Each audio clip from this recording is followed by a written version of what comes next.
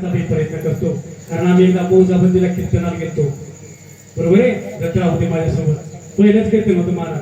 घरी बायकोला सांगितलं कीर्तनाला झालो, तुला वाटत आहे कीर्तनाला कुठं चाला असं बात आहे, हे तर रोज बॅग घेऊन जातो. आज कीर्तनामध्ये कोणाचं आहे काय झालं असं, बरोबर आहे. आम्ही घरी सांगितलं नाही आणि मौजाबंदीला कीर्तनाला गेलो महाराज, बरोबर आहे. मौजाबंदीला कीर्तन करायला गेलो आणि कीर्तन महाराज कीर्तन चालू व्हायच्या टायमाला दत्तरावनं गाडी पूर्ण रोडवर लावली. तर म्हटलं महाराजाला जर काही आलं नाही तर आपल्याला पळाय सोपं. मी ओढाले डेरीचे महाराज उडाले, दत्तराव घामा झोपी झाले. तर दत्तराव झालं काय, बीपी कमी जास्त तर नाही झाला, नाही म्हणत महाराज तसं काहीच नाही. पण कसं होतंय मला, कसं काम होतंय कसं काम मध्ये कसं होतंय. मग लयच मोठाले महाराज आले आणि एवढाले महाराज तुम्ही कीर्तन कवाच केलं, तू माझं कीर्तन नाही आला तर मला दत्तराव मी याची जबाबदार, बरोबर आहे. जर काही चुकलं एसपीच्या हातातून जर गोळी सुटली तर काय, दुसऱ्या कॉन्स्टेबलला थोडी सजा होणार, हा ज्याची त्याला भोगावं लागेल. माझं पहिलं कीर्तन होतं महाराज मौजाबंदीमध्ये. नागरे महाराज म्हणून तर माझे गुरु, त्यांनीच मला या अधिकार दिला गादीवर याचा. आणि पहिलं कीर्तन त्यांनी मला, महाराज मला कुठलं जमत नाही, रूपपा हातालोचीने जमत नाही, अभंग जमत नाही, नेमकं बोलू काय तेव्हा फक्त तुम्ही उभे राहा, काय बोलायचं तर मी बोलतो. असं बाबासारखे होते, कारण ताकद होती महाराज, ज्ञानी होते. आणि मग तिथं उभं राहिलं, पण दत्तरावनं कमीत कमी अभंग घुसतो घामा झोपीत झाले. मला वाटतं दत्तरावची तब्येत जर बिघडली तर सगळ्यात विठ्ठला वाटत कीर्तनाच्या म्हणतात, बरोबर आहे. पण ते त्याच्या हिशोबामध्ये गाडी अशी बरोबर लावली सरळ, इकडे लावला नाही मग मी पुढे लावतो, तिथं लावले. कीर्तन अर्धा वस्तू दत्तराव कीर्तनात आले नाही. जेव्हा दत्तराव मी असा उड्या मारू लागलो, शिवचरित्र, शिवाजी महाराजांचं चरित्र, संभाजी राजाचं चरित्र सांगू लागलो, कृष्णाचं वर्णन करू लागलो, त्यावेळेस दत्तराव बाप्पा पुढे येऊन बसले, हो पुढे बसले. खायचं बरोबर होतं, त्याला वाटाय कुठंच नाही, नेमकं आता वावरात भुजवून उभं करा दिले पाहिजे तर इतकं सोपं आहे का महाराज. अधिकार लागतो इथं यायला, पुण्य लागते, आई वडिलाची पुण्य लागते, भगवंताचे उपकार लागतात, नावाल्याचं आशीर्वाद लागतात, बरोबर आहे. पवित्र ते गुण पावन तो देश, तेथे हरीचे दासात जन्म घेतो, बरोबर आहे. त्याला आईची पूज सुद्धा पवित्र लागते, हा. आणि मग त्या ठिकाणी नामदेवराच्या हातावरला निवेद त्यांनी खाला आणि भगवंतानं निवेद खाल्याच्या नंतर नामदेवराच्या वडिलांनी सांगितलं, नामा अभिषेक केलं रे माझं, चपला शिवल्या नामा, कधी देवा माझ्या हातचं पाणी पिलं नाही रे नामा, आणि तुझ्या हातचा मूर्तीचा निवेद खावा, काय महाराज तू, हा पुत्र भावायचा गुंडा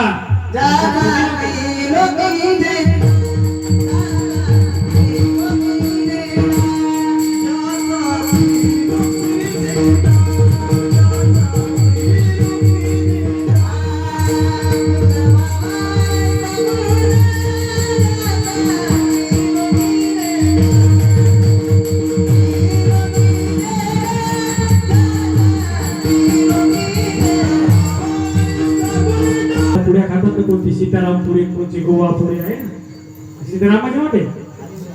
हा महाराजांना माहितीच आहे का, महाराज कसं काय माहिती असं का परत तुम्ही त्याची न्यूज ऐकली असं, बरोबर आहे.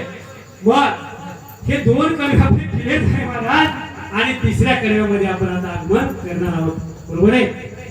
आणि मग जगद्गुरु तुकोबा या देवाची भक्ती करू लागले. भक्ती करता करता करता लोकांना बरं नाही वाटलं, काय गावचे लोक कोपले महाराज काय म्हणते, कोपला पाटीला गावाचे ते लोक, आणि आता म्हणजे गुण खाली काय करा म्हणे. तुकाराम महाराजांना ते टाळ विना घेतला आणि भंडारा माळावर गेले. तिथं सुद्धा रामेश्वर शास्त्री आले. रामेश्वर शास्त्री निरोप पाठवला की तुकाराम महाराजांना तुमचं जे काय भांडवल असेल ते सकाळी आमच्या घरी आणून द्या, अशी वॉर्निंग दिली.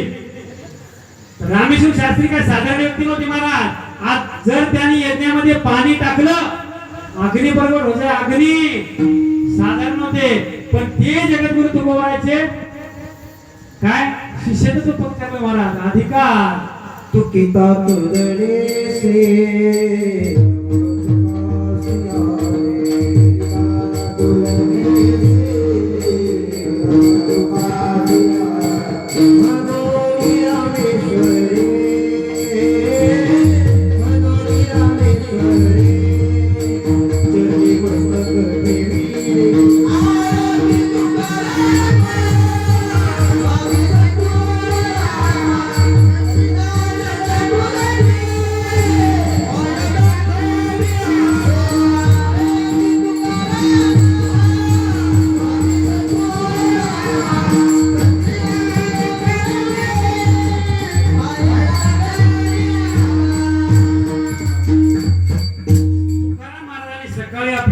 पूजा अर्चा केली, सगळं त्या याच्यामध्ये पारुट्यामध्ये गाथा बांधला, त्या वह्या बांधल्या आणि रामेश्वर शास्त्रीकडे गेले आणि रामेश्वर शास्त्रीच्या वाड्यामध्ये गेल्याच्या नंतर साष्टांग दंडवत रामेश्वर शास्त्रीला घातला आणि सज्जनो मायबाप होते जे काय गाथा वह्या होत्या त्या तुळशी बिंद्रावणाजवळ ठेवल्या आणि रामेश्वर शास्त्रीने सांगितलं, तुम्ही जर खरे संत असाल, तुम्ही जर खरे भक्त असाल, तुमचा देव जर खरा असेल तर ह्या 13 दिवस पाण्यात इंद्रायणीत वह्या टाकायच्या, जर जशा तशा जर निघल्या तर मी तुमचं शिष्यत्व करेन. बरोबर आहे महाराज? पुढे सांगितलं रामेश्वर शास्त्रीनं. मग त्या वया सगळं गाव जमा झालं महाराज. चला डॉक्टरचं कीर्तन आहे, चला डॉक्टरचं कीर्तन आहे. माझ्या कीर्तनाला ऐकायसाठी आले महाराज. नेमकं हे काय बोलतोय?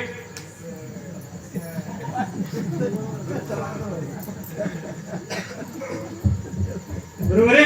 हे काय बोलते? रोज पहाटे उठून बॅग घेऊन जाते आणि याला कीर्तन येते का?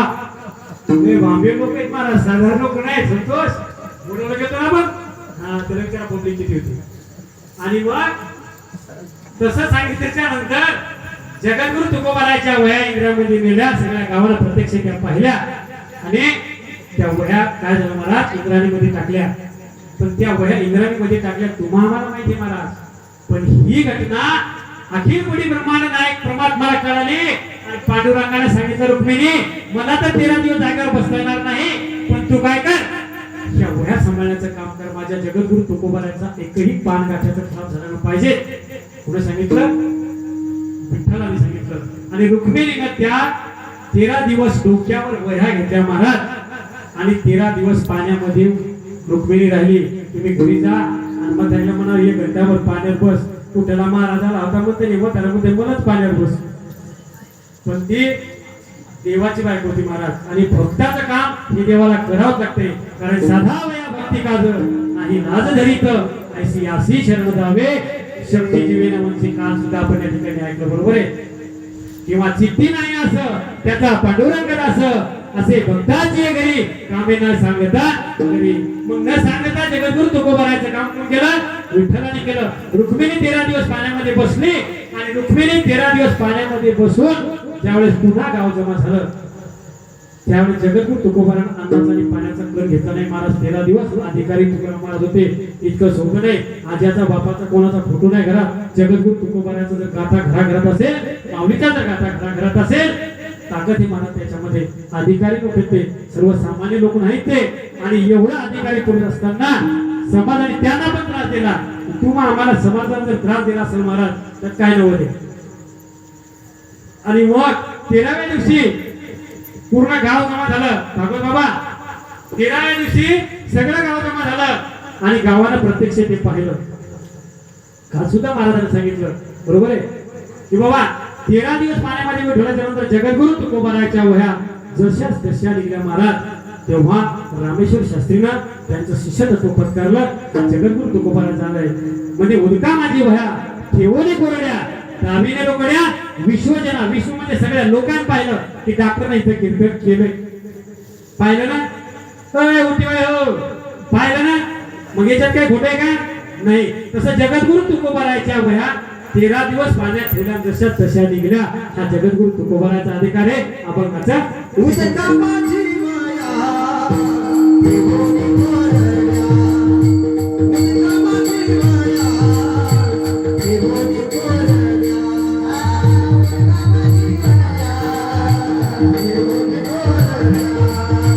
उदका माझी अशा व्यक्ती पाहून सापडत नाही हो. माझ्यासारख्या पामराच्या कीर्तनाला अशा मुक्ती भेटावं साधारण गोष्ट आहे महाराज. मग तुम्हाला सांगतो सज्जन हो, उदका माझी वह्या ठेवली कोरड्या दामिने रोकड्या विश्वजना. सगळ्या विश्वानं सगळ्या गावानं त्या वह्या पाहिल्या. जगद्गुरु तुकोबाराचा अधिकार आहे. 3 चरण आपले क्लिअर झाले. राहिलं आपलं 1 चरण. बरोबर आहे? 1 चरण आपलं राहिलेलं आहे. जीवन कसं जगावं? बरोबर आहे? नाही तर आले कुणीकडे गेले कुणीकडे. जीवन कसं जगावं? श्रीकृष्ण परमात्म्याला सांगितलं अर्जुनाला, अर्जुना अरे हे जे लोक आहेत याचा कार्यक्रम करावा लागते. कौरवाचा काय करावं लागते? याचा कार्यक्रम करावा. कारण याने खूप त्रास दिलेला आहे. तेव्हा अर्जुनाने सांगितलं, देवा मला सांगता तू का करत नाही? मग याला जर मी मारलं, अरे माझे नातेवाईक आहेत, माझे सोयरे झाले, याला जर मारलं याचं पाप कोणावर पडेल? माझ्यावर पडेल या पापाचा भागीदार मी होईल देवा असं का तू सांगतो तेव्हा श्रीकृष्ण परमात्म्याने काय सांगितलं हे अर्जुना मनोज म्हणे पार्था हे तू सांडवणी सर्वता आणि शस्त्रीवरती झुंजता पाप नाही तुझ्या हाताने किती तरी लोक मेले अभंगाच्या बाजूला नाही जाता बाबा किती तरी तुझ्या हाताने लोक मेले तर त्याचं पाप लागत नाही कारण देशाची सेवा करत असताना आपल्या हातात किती लोक पडतात त्याचं पाप लागत नाही म्हणून मनोज म्हणे पार्था हे तू सांडवणी सर्वता आणि शस्त्रीवरती झुंजता पाप नाही आणि अर्जुनाच्यात पाप नाही तेव्हा अर्जुनाच्या डोक्यात ते प्रश्न मारला बरोबर आहे आणि मग जीवन कसं जगावं मिलिटरीचे लोक आपल्यासाठी रात्र दिवस महाराज अहोरात्र लेकर बाळ सोडून बाबा आपल्यासाठी तिथे आहे का आपल्या ध्यान द्यायचं आपण फक्त खाल्ले पिल्ले मोबाईल घेतल पाहिजे झाले यार पण नेमकं देशात चाललं काय त्या जगात चाललं काय हे पहा जीवन कसं जगावं की हम जिएंगे और मरेंगे हे वतन तेरे लिए ओ दिल दिलाएगा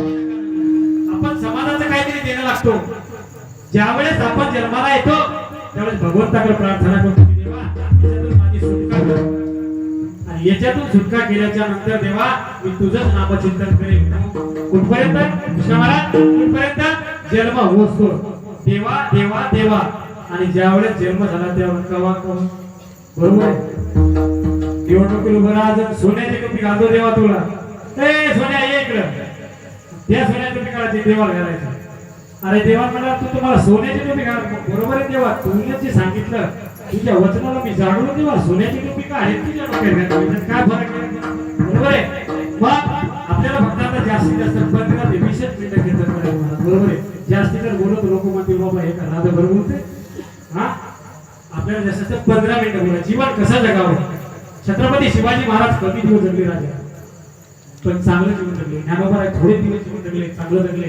जगातील तुकोबा आहे थोडे दिवस जीवन जगले पण चांगलं जगले संभाजी राजा थोडे दिवस जगले राजा हो पण चांगलं जीवन जगले तुका म्हणे